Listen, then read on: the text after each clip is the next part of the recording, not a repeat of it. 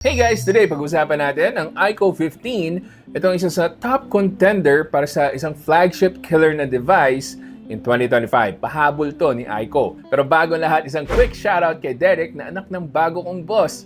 Boss, Baka naman, pa-approve ng leave. Nakakahiya kasi. Hindi, joke lang. Wala pa akong ina-applyan na leave. Anyway, panoorin muna natin itong quick unboxing.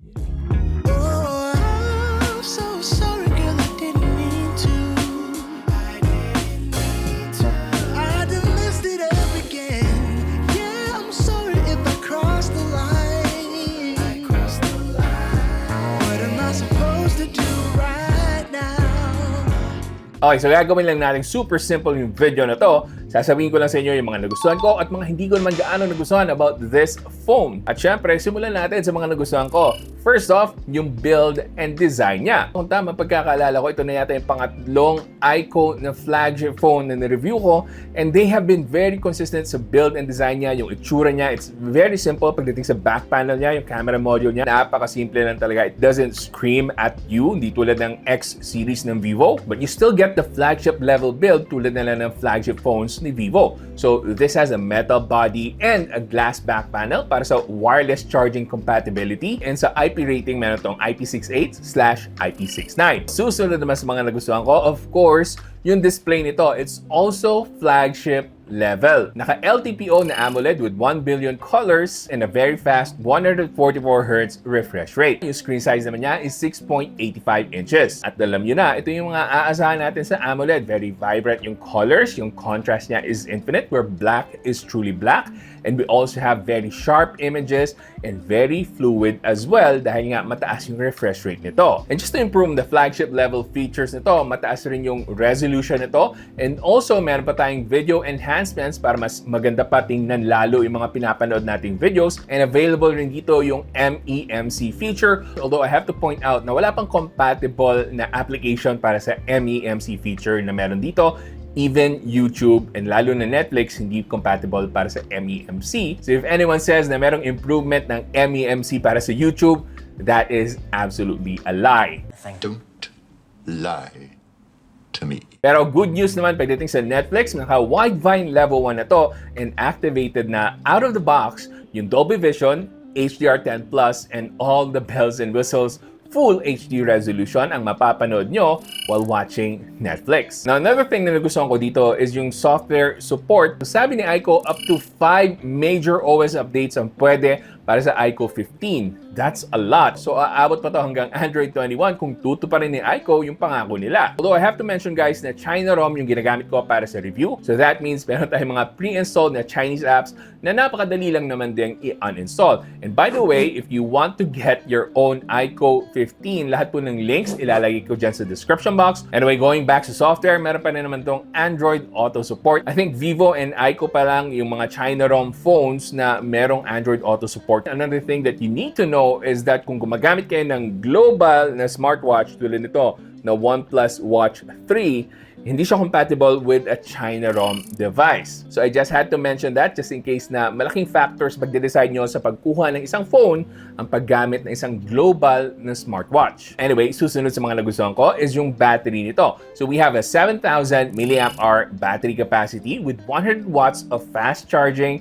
And meron pa tayong wireless charging capability dito na 40 watts. And you can expect a solid battery life from this one. Pwede mag-last for 2 days for casual usage. Pero syempre, kung mag-heavy gaming kayo, asahan nyo na 1 day lang maglalast yung battery nyo.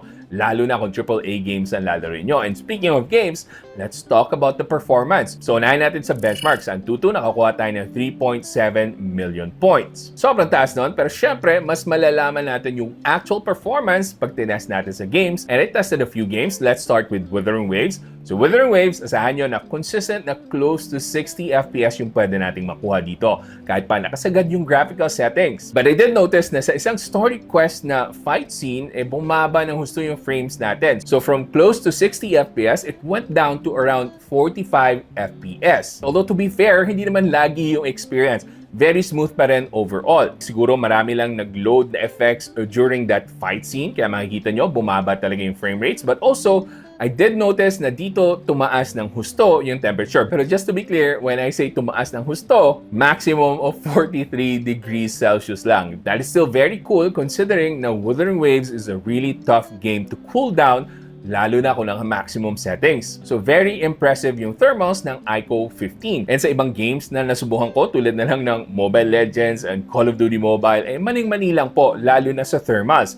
So 120 FPS pagdating sa Mobile Legends and hindi man lang siya pinagpawisan. Hindi lalampas ng 40 degrees Celsius ang pinakamainit na nakuha kong temperature para sa game na to. Sa Call of Duty Mobile naman, na limit lang sa 60 FPS yung gameplay experience ko. I'm not sure why, pero I'm pretty sure na kayang-kaya nitong i-push to 120 FPS yung Call of Duty Mobile and even the other games na hindi ko na nasubukan mismo, yung PUBG and even Genshin Impact, maning-mani lang para dito sa Snapdragon 8 Elite Gen 5. So pagdating sa gaming, maasahan nyo ng husto yung performance ng Iqoo 15. And the best part about this is that meron pa tayong bypass charging capability just in case you need to play for extended hours on your phone. And needless to say guys, but I'll say it anyway, kung basic task lang yung gagawin nyo dito, magbabrowse lang kayo sa internet, magbabasa ng comics or manga, or manonood ng TikTok videos or YouTube videos, naku po, basic lang po yan para sa Iqoo 15. Hindi kayo mamomroblema for those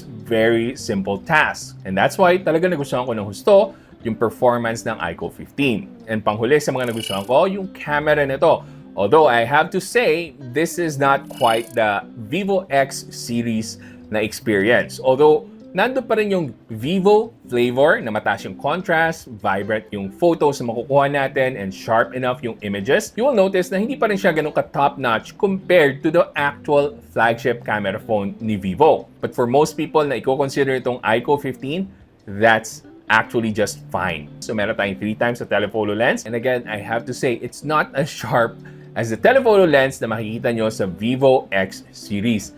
Kung gusto nyo talaga ng proper camera phone na flagship level experience, you definitely have to consider yung X series over the Iqoo numbered series. But nonetheless, for most gamers na hindi naman talaga masyadong makamera pagdating sa isang phone, this will be more than enough in terms of camera capability. And sa video recording, meron pa tayong 4K 60 FPS and stable enough yung video recording na pwede nating makuha on this device. So mapapakinabangan nyo ng gusto and ma-enjoy nyo yung video quality nito kung mahilig kayo mag-take ng videos on your phones. Sa selfie naman, marami tayong beautification filters. I'm not sure kung bakit naisip ni Vivo na yung mga gamers mahilig mag-selfie.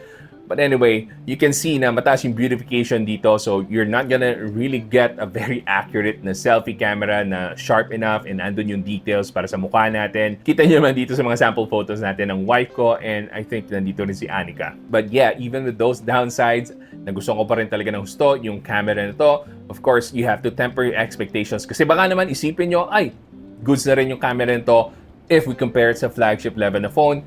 Not quite true.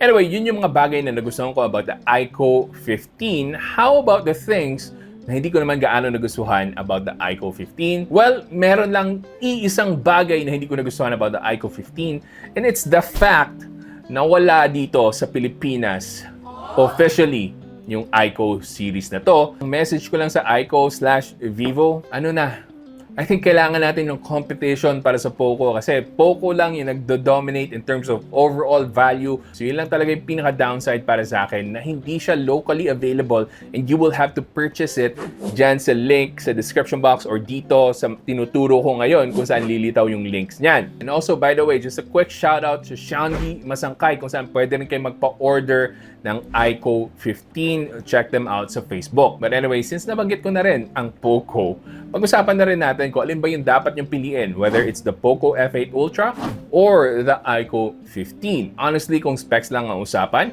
I would give a slight edge dito sa Iqoo. Lalo na for heavy gamers na gustong tuloy-tuloy na gaming experience dahil meron na nga itong bypass charging. Pero kung practicality-wise ang usapan, I would choose the Poco F8 Ultra. So, mag-ingay mga Poco fans in this comment section. But kidding aside, malaking advantage talaga yung pagiging global ng F8 Ultra. We get eSIM support and meron pa tayong compatibility sa mga global na smartwatches. At syempre, nandyan yung Google Circle to Search na feature and pwede natin magamit yung Google AI Assistant using our voice. And panghuli yung Bose speaker advantage na meron sa F8 Ultra. And lahat po ng mga sinasabi ko from actual user experience. As a matter of fact, I kept my Poco F8 Ultra just in case I need it for comparison sa ibang mga phones na darating in 2026. So makakaasa kayo na ibabangga ko rin yan sa iba-iba pang mga phones na darating sa 2026. But my final thoughts para sa Iqoo 15, I think this is a really solid flagship killer na device. Actually, flagship na talaga siya na phone from Iqoo, and you can definitely consider this just in case na hindi kayo fan ng design ng Poco and ayaw nilang talaga sa brand ng Poco. Definitely go for it kung yan talaga yung napupusuan nyo. Anyway, hopefully nakatulong tong video na to sa pagde-decide nyo, and kung nakatulong man, ano na ba yung mag-like, comment, and subscribe na kayo dito sa channel natin. And kung gusto mo pang manood ng mga videos ko, may mga ililink ako dyan, panigurado magugustuhan nyo yung mga yan. Hanggang sa susunod, ako nga pala ulit si Janos ng Pinoy Techdad. Kita-kita ulit tayo.